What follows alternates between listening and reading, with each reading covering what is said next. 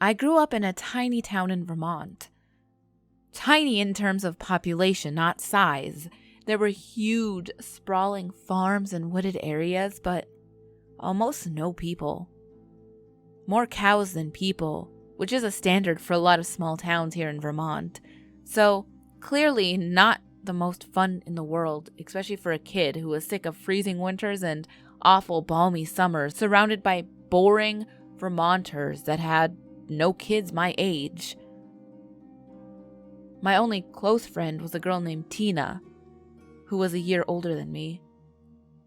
We spent almost all our time with each other, constantly dreaming about life outside of Vermont.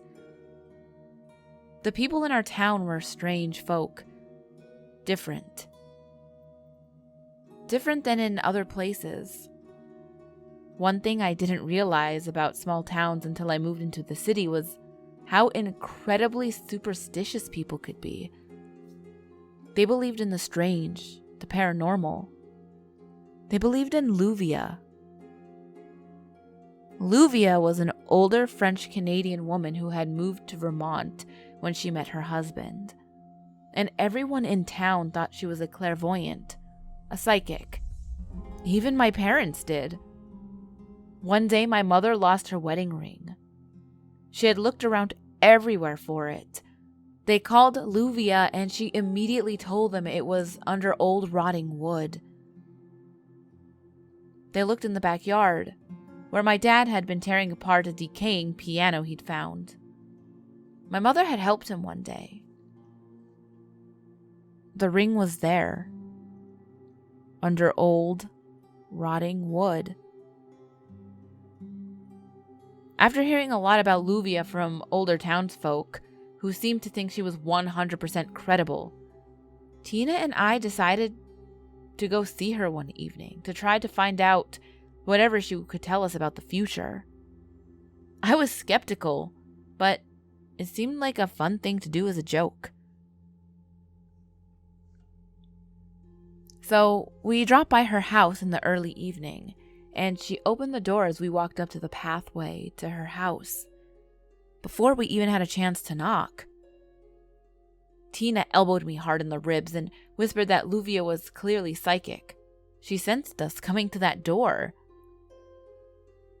I whispered back that it probably had more to do with her house being full of windows and the fact that she just saw us coming from a long way away. Either way, I started to feel strange the minute we got close to her. She was very, very old, very tiny and kind of sunken. Sunken eye sockets and sharp cheekbones and a sort of concave chest cavity. It was more than a little unnerving, but she smiled and she was sweet to us, and I started to warm up to her.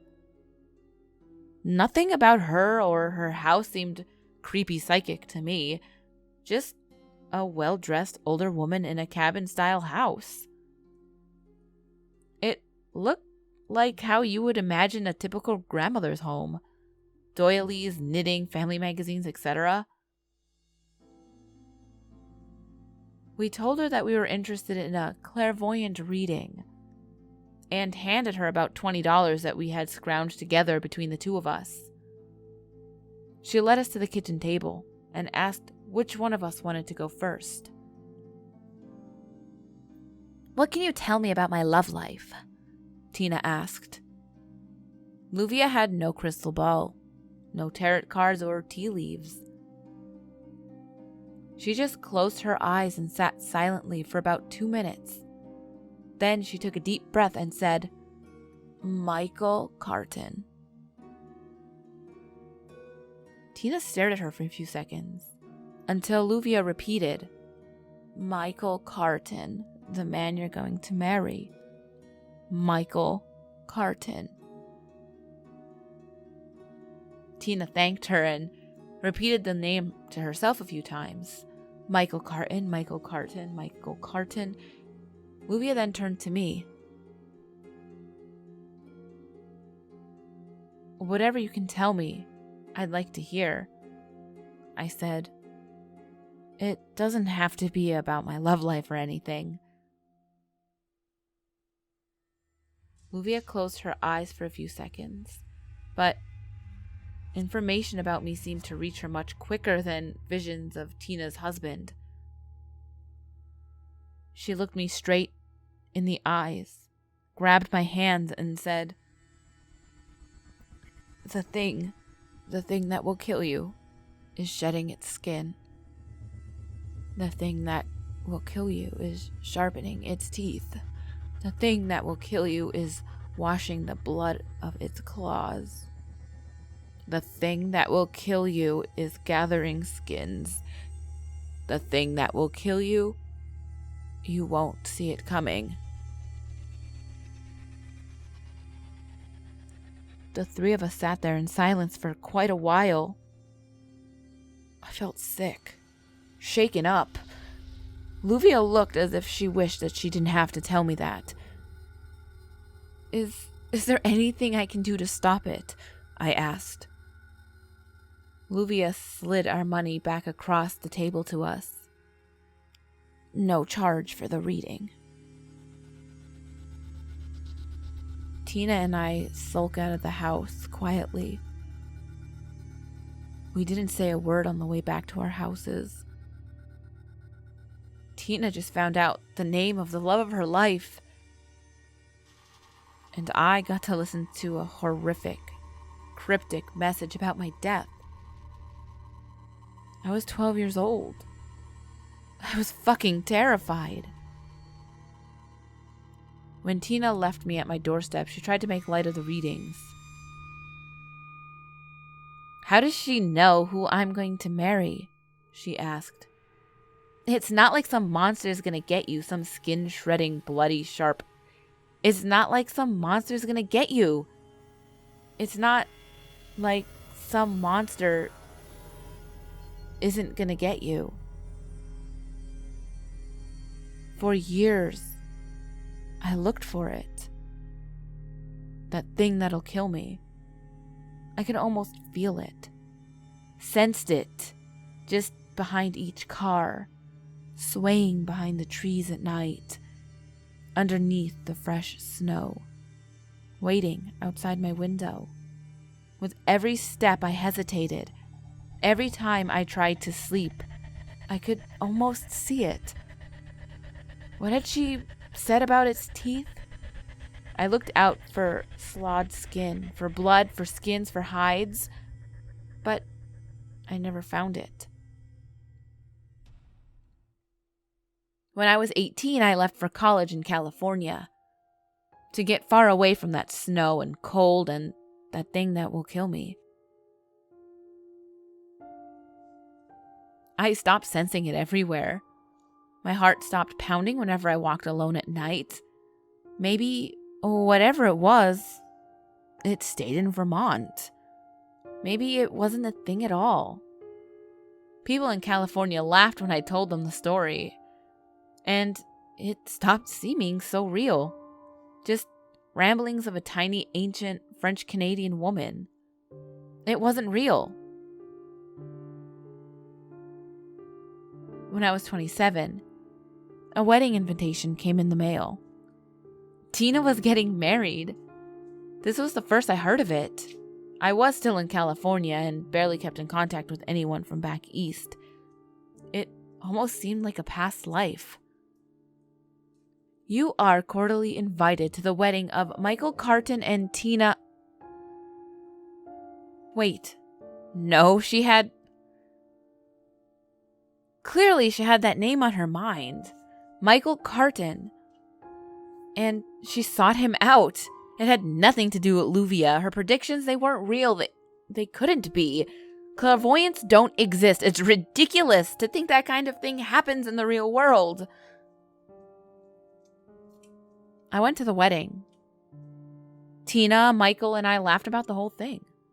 That the psychic knew. She predicted it. Of course she didn't. Tina and Michael decided it was nothing more than a funny story to tell their future children. Just tell us when you run into some beast with razor-sharp teeth that's gathering skins, okay? Then we'll think it's more than a funny coincidence. I left the wedding as sure as I ever was that the thing that will kill me wasn't real. It didn't exist. I'd look behind the trees, behind the cars. Nothing was waiting for me. Nothing was ready to skin me. I don't know why I had been so scared for so long. The best thing about Tina's wedding was that we got back in touch for the first time in a very long time.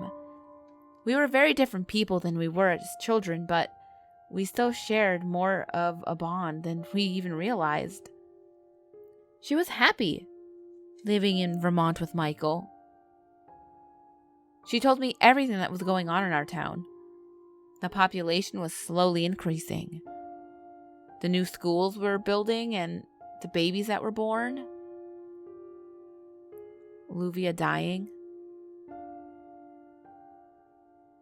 As the years went on, her calls and emails got less and less frequent. She always seemed to be busy, and soon they tapered off completely. I missed her, of course, but I had my own life. And I could check on my childhood home whenever I wanted to.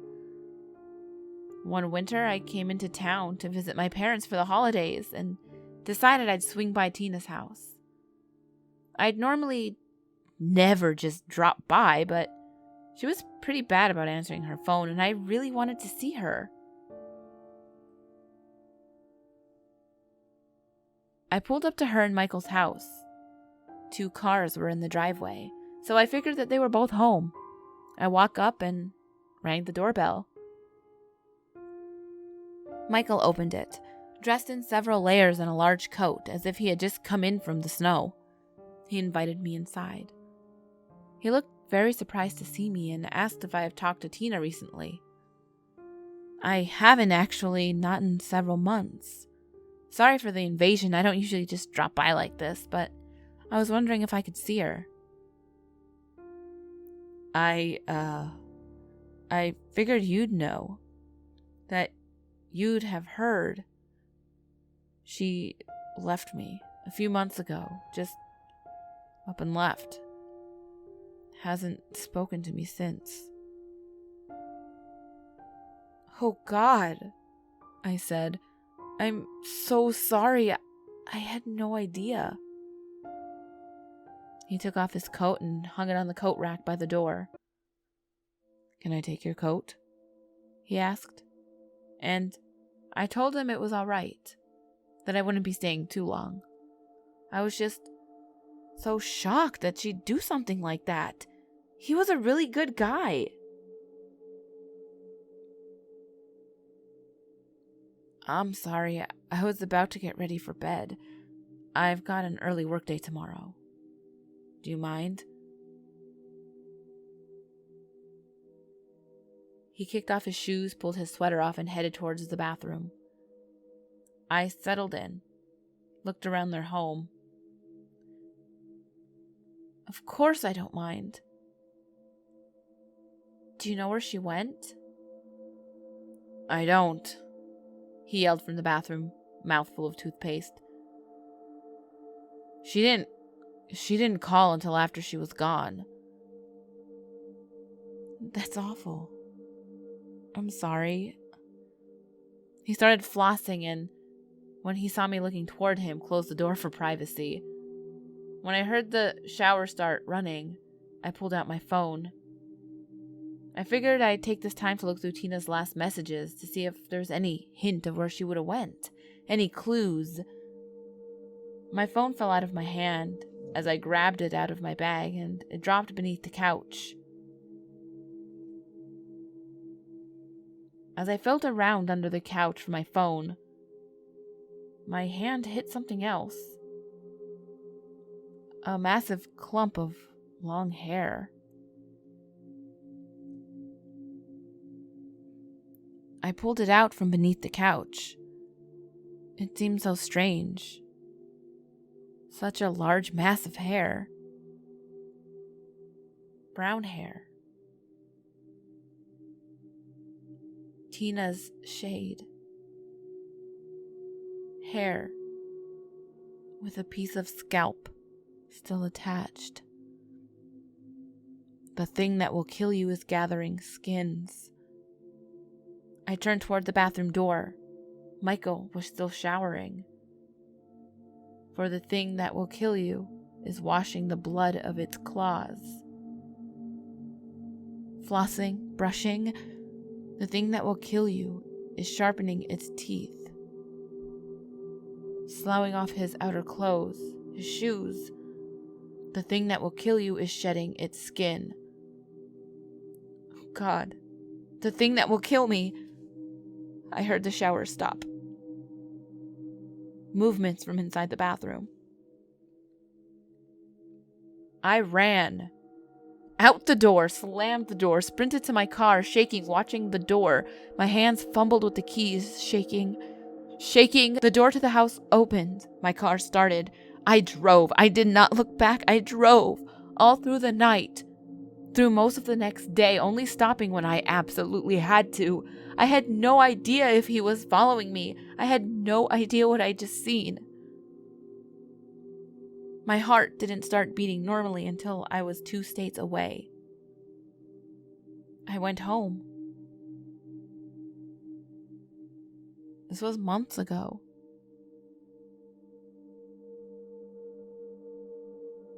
I called the police. They investigated.